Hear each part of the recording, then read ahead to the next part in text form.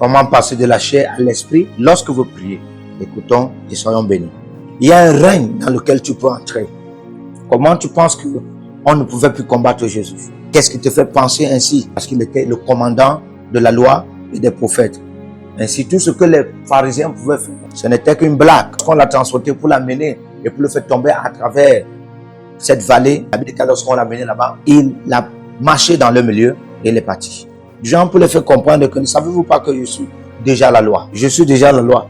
Tout ce que vous faites actuellement et que vous dites, c'est à moi. Et au-delà de cela, je suis le royaume. Quand nous prions et la gloire vient, d'autres tribunes pourront naître. C'est pourquoi on peut voir une tribune comme la tribune de Paul. Du genre, une génération des hommes que quand ils commencent à décortiquer la parole de Dieu à partir des Écritures, vous vous dites que c'est comme si c'était là quand les Écritures sont nées. Parce que c'est le règne dans lequel Paul a voyagé quand il était en prière. Quand j'étais en Arabie, ce que j'ai reçu, la doctrine que j'ai reçue, cela ne m'a pas été donné des hommes. Il a dit directement que je l'ai reçu directement de Dieu. Et quand Paul voulait écrire en ce qui concernait les vierges, il a dit concernant les vierges, je n'ai pas de commandement de la part du Seigneur, mais j'ai été trouvé digne de parler en ce qui concernait ces affaires. Et c'est pourquoi les choses que Paul a eu à dire, Paul lui a eu à dire par l'Esprit, pas Jésus, mais Paul lui, sont devenus des lois, sont devenus des Écritures qui sont considérées par l'Esprit et même par le Seigneur. Parce qu'il a voyagé par la prière dans les règnes où les oracles de Dieu se trouvent. C'est une sagesse qui est au-delà de cette nature. C'est un règne qui est au-delà de ce règne. Il y a des ordres dans l'esprit. Il y a des ordres dans l'esprit. N'as-tu pas lu en ce qui concerne Jean, quand il est parti au désert, lorsqu'il est venu dans la dimension de Élie. Pourquoi? Parce qu'il y a les ordres dans l'esprit. Vous ne connaissez pas votre tribune, vous ne connaissez pas votre tribune spirituelle, tu n'as pas encore connu la gloire de Dieu. Quand tu connais la gloire de Dieu, tu vas comprendre que ce que tu appelles avantage dans la chair, en réalité en esprit, c'est ta faiblesse. Et alors maintenant, tu vas commencer à comprendre que tu dois trouver la force qui est de Dieu, la force qui est digne. Et c'est la dimension où les hommes ne peuvent plus te mépriser, ne peuvent plus te manquer de respect. La nature ne peut plus te mépriser parce que tu seras plus fort ou plus forte que la nature. La Bible dit concernant les patriarches et leur foi, ils ont renversé des royaumes. Ils ont subordonné des royaumes.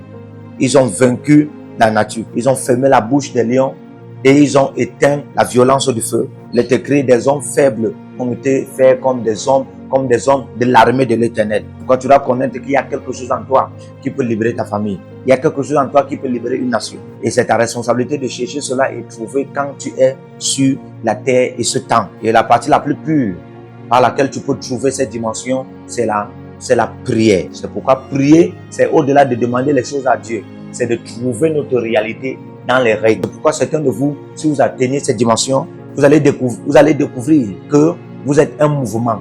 Certains, vous allez découvrir que vous êtes un système de Dieu. Certains de vous allez découvrir que vous êtes une nation. Quand Abraham a atteint cette dimension, il a compris qu'il était une source des nations. Et Dieu lui a demandé de quitter de sa nation, quitter de sa patrie et de la maison de son père. Là, tu comprends dans cette dimension que tu es plus qu'une nation, tu es plus qu'une communauté, tu es plus que la maison de ton père, tu es une source des nations. Ainsi, Dieu lui donnait l'ordre de quitter de la maison de son père, de sa nation et de sa patrie, et lui disant que de toi, les nations de la terre seront bénies. Dieu lui a dit, la terre sera bénie parce que tu es venu. Et si tu ne trouves pas ce Dieu qui réside dans les piliers de feu éternel, ces réalités ne seront jamais manifestes sur la terre. Si l'argent que tu en as est plus que la connaissance de Jésus-Christ, tu es déjà dans l'aspect de l'idolâtrie. Un homme qui pense qu'il a de l'argent plus que Dieu est déjà hors de Dieu. Il ne peut ne pas le savoir, mais le temps va le prouver. Alors, la somme de la vie que tu en as doit être correspondant à la connaissance de Dieu ou doit être subordonné même par la connaissance de Dieu que tu en as en relation avec Dieu. Ceci signifie que notre expérience spirituelle contrôle notre expérience naturelle. C'est pourquoi nous avons toujours rencontré des gens, du moment où ils commencent à expérimenter des bénédictions, ils oublient Dieu. Quand tu veux les appeler en ordre, ils font des problèmes avec des hommes de Dieu qui étaient leurs pères et leurs pasteurs. Parce que en ce qui les concerne, si ce n'est pas acheter les terrains, acheter les voitures, acheter des grandes villas, en réalité, être avec Dieu, c'est rien, c'est zéro. Alors là, ils ne connaissent pas les accès spirituels. Mais si tu leur demandes de s'aimer en ce qui concerne les campagnes d'évangélisation, ils voient ça comme c'est une perte de temps et perte financière. Quand tu leur demandes de s'aimer en ce qui concerne un projet spirituel, ils pensent que non, ça c'est une perte. Parce que en ce qui les concerne, la plénitude de leur vie dépend de cette terre. Quand vous les voyez, ils ont toutes sortes de maisons dans les différentes villes, dans les différents états, dans les différentes régions. Mais si vous étudiez Luc 16, vous allez vous rendre compte que tout ça c'est vanité, c'est en vain. Pourquoi l'homme dans Luc 16, il a eu tout ce qu'il a eu à en avoir et puis il était fier. Et il se disait que c'est ainsi aussi que les immortels le voient. Mais quand les immortels le jugent comme un nigaude, un idiot, un stupide, un fou. Parce que on ne pèse pas un homme par sa valeur des biens acquis sur la terre dans le règne de l'esprit. Il se dit qu'il connaît les principes, il connaît ce qu'il faut faire. Si il applique ces principes, il va travailler, il aura un travail, il aura tout ce qu'il peut en avoir et ça va fonctionner. De telles personnes ne connaissent pas la spiritualité des fondations de la terre. Telle personne n'a pas encore compris les principes de la spiritualité de la terre. Il y a certaines choses que je n'ai pas encore commencé à expliquer ici, mais ce que j'explique déjà, ça ne te donne pas un sens de compréhension. Mais pour te faire comprendre qu'il y a des règnes de compromission. Il y a des règnes de compromission. Si tu es en train de prier pour qu'une onction vienne, ils vont t'attendre. Ils savent que maintenant que tu es en train de prier pour une onction, ton cœur est pur. Ils vont attendre jusqu'à ce que tu commences à rassembler les gens dans des stades, des grands stades, des grands estrades. Alors maintenant, ils vont commencer à t'introduire à des choses qui habitent dans ces règnes. Et si tu n'as pas encore touché certaines dimensions spirituelles de la part de Dieu, tu vas te compromettre. Et tu es en train de faire des business dans la vente des maisons et tu penses que tu as réussi. Et là, c'est juste les esprits qui sont encore en train de te laisser. Et à ce point, l'intelligence est bonne. À ce point, la connaissance est bonne. À ce point, la diligence est bonne. Mais quand tu vas arriver dans un certain niveau où tu auras 200 hectares, alors une principauté satanique va apparaître.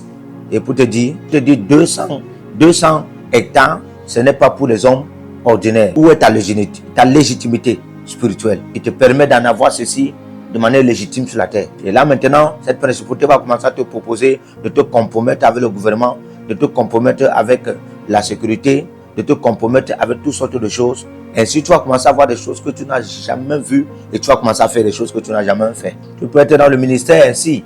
Tu dis que tu es un homme pur. Attends jusqu'à ce que les nations commencent à courir après toi. Même si tu choisis de ne pas te compromettre, ils vont bâtir des apôtres démoniaques qui vont te pousser jusqu'au bout, au point où tu vas entrer dans un règne, où tu vas essayer de mélanger les choses juste parce que tu veux aussi réussir comme eux. Ça sera juste pour garder ton nom ou bien ton intégrité que tu appelles réputation.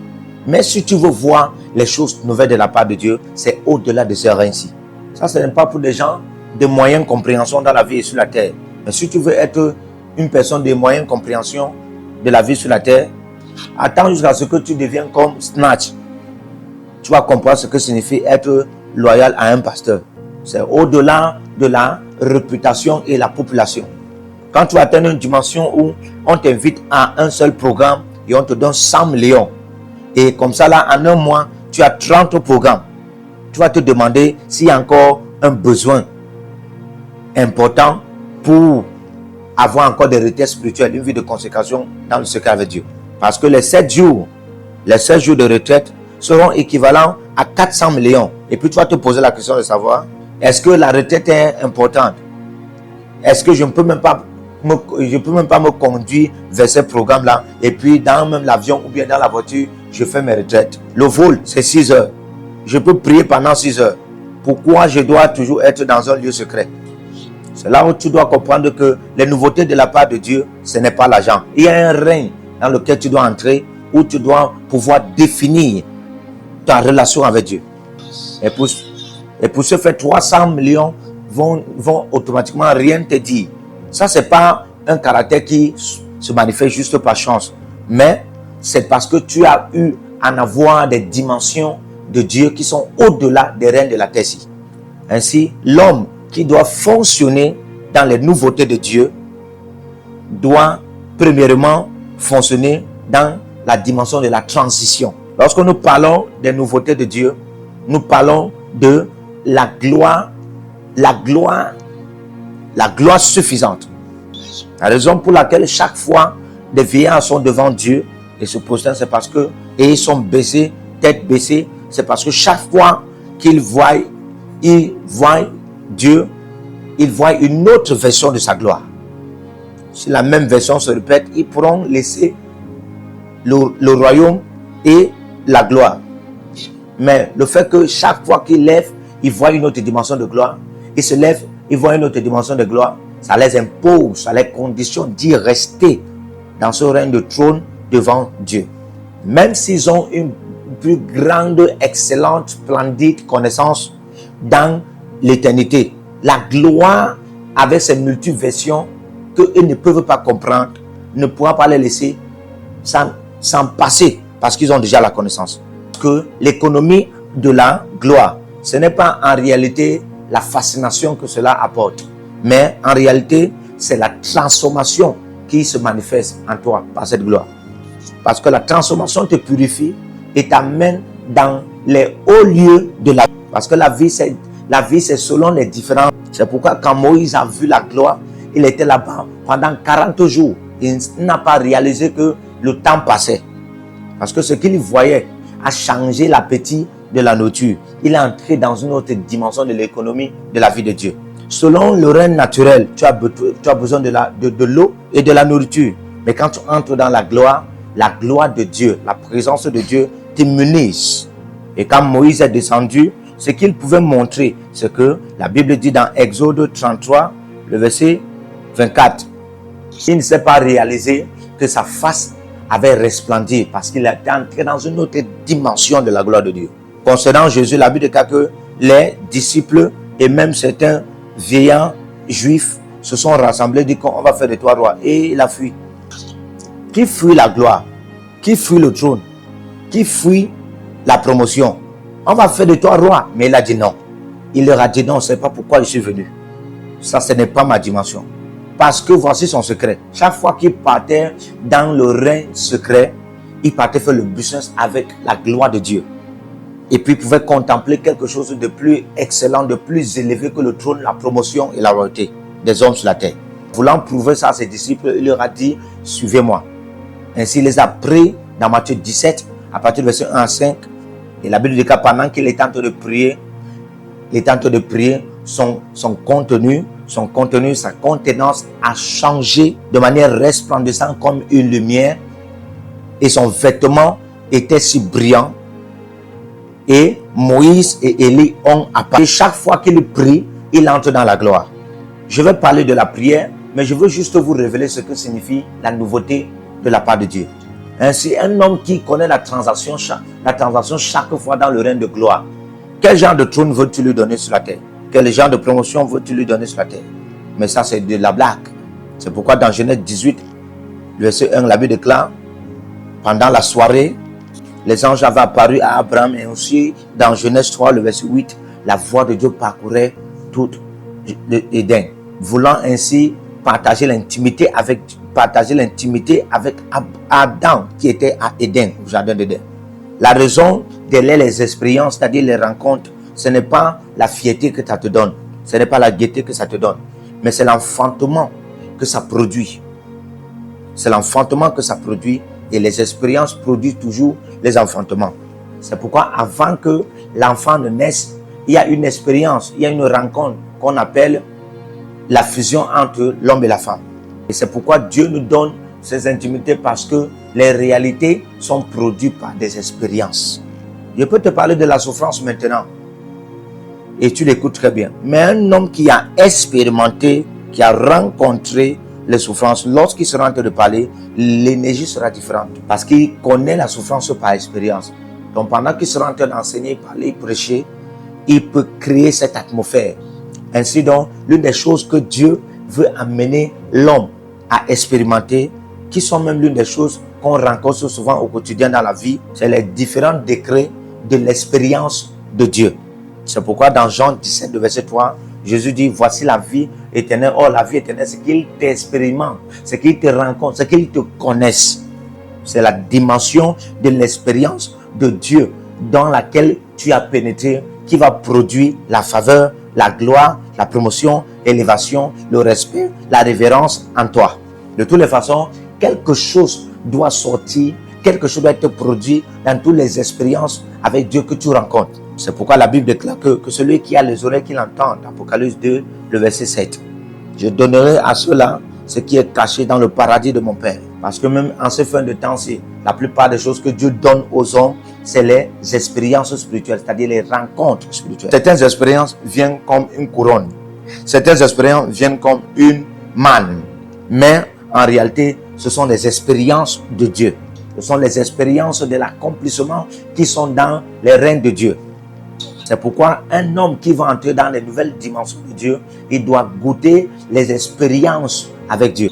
C'est pourquoi David a exagéré en disant, venez goûter, sentez comment l'Éternel est bon. Si tu n'expérimentes pas Dieu, tu pourras te compromettre parce que ta vie sera selon les aventures de la curiosité.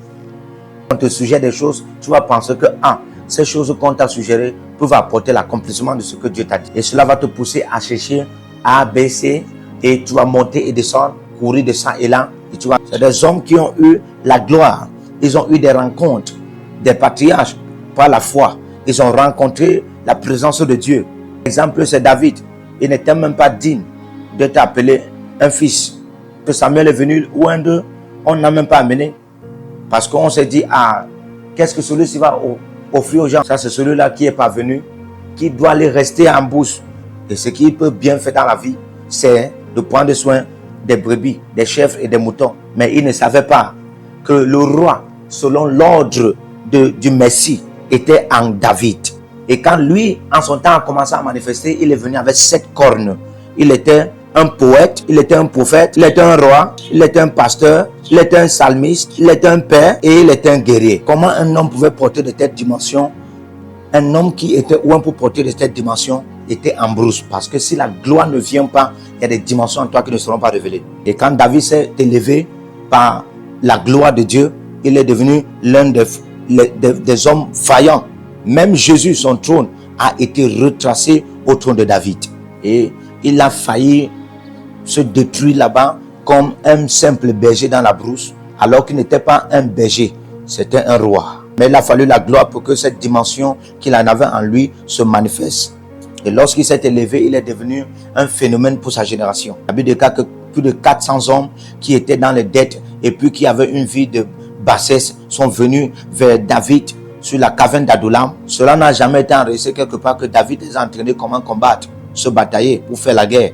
Mais il a puisé de l'économie de la gloire qui était sur lui. Et à partir de la gloire qui était sur lui, il a trouvé les vibrations, il a trouvé les fréquences de Dieu. C'est pourquoi il dit, par ma huppe, j'ai proclamé des desseins éternels. David a découvert que dans la gloire, il y a une dimension où tu vas entrer. Que même la huppe, la guitare, l'instrument que tu pourras en avoir, quand tu pourras en avoir, sera un instrument de la voix de Dieu. Lorsque ces 400 hommes sont venus vers lui, il a conditionné leur structure moléculaire au point où quand ils chantaient, ça transformait les eaux. Quand ils chantaient, ça émettait la gloire dans leurs eaux. Ne sais-tu pas que quand la terre a été créée, ça a été créé par les voix, les sons. Mais ces codes sont dans la gloire de Dieu. Et c'est cette sagesse que David en avait. Il savait quoi dire pour changer un bec à un million, pour changer un bec et pour le faire devenir un milliardaire. Et c'est pourquoi c'est la prière, quand tu quittes du monde de la chair à l'esprit, ce qui va définir ta qualité sur la terre-ci par la gloire de Dieu. Et que le Seigneur te bénisse. Que le Seigneur vous bénisse. Partout où vous êtes connectés au prophète Jérémie Naou, à la source de feu de Jéhovah Tabira. Donc si vous vous connectez par vos semences, vous allez puiser du feu, le feu dévorant. Donc connectez-vous maintenant partout où vous êtes. Au Togo, voici, nous avons le fruit de Togo. Connectez-vous maintenant. Du Togo, connectez-vous et puisez le feu dans vos batailles. Vous êtes en Côte d'Ivoire, connectez-vous maintenant par MTN et libérez votre semence par Wave sur Flows ou comme sur MTN et puisez le feu dévorant du Saint-Esprit dans vos batailles. Au Gabon, maintenant prenez les contacts et libérez votre semence. Libérez votre semence maintenant. Connectez-vous et que toutes ces prières, toutes ces déclarations, tous ces enseignements deviennent maintenant votre héritage et siègent dans votre sang. Siègent dans votre sang et deviennent l'héritage de vos enfants. partout où vous êtes. Vous pouvez aussi libérer votre semence par REA ou par MoneyGram. Et vous mettez le nom du prophète Jeremiah Nahum qui est là, sur la fiche, et vous mettez le pays, le Togo, et vous mettez mon contact, et vous verrez la gloire de Dieu. Et le Seigneur ne manquera pas de vous bénir. Et vous pouvez aussi vous inscrire à l'école prophétique Les Aigles en Action, à l'Institut biblique L'Aigle de la Révélation. Vous êtes un jeune pasteur, inscrivez-vous maintenant. Et vous voulez une section de délivrance personnelle, inscrivez-vous maintenant. Vous voulez une consultation prophétique personnelle ou VIP, inscrivez-vous maintenant. Vous avez quelqu'un qui a été malade et vous voulez que je prenne soin de la personne et que je prie pour la personne. Vous avez quelqu'un qui a une maladie qu'on ne comprend pas, inscrivez-vous maintenant et vous verrez la gloire de Dieu. Tous ces enseignements, ces prières sont à vous. C'est votre héritage. Utilisez-les, priez avec, partagez et vous verrez la gloire de notre Seigneur Jésus-Christ de Nazareth. Et n'oubliez jamais, avant de partir, libérez vos semences et écrivez, l'Éternel a parlé, l'Éternel a agi. Shalom.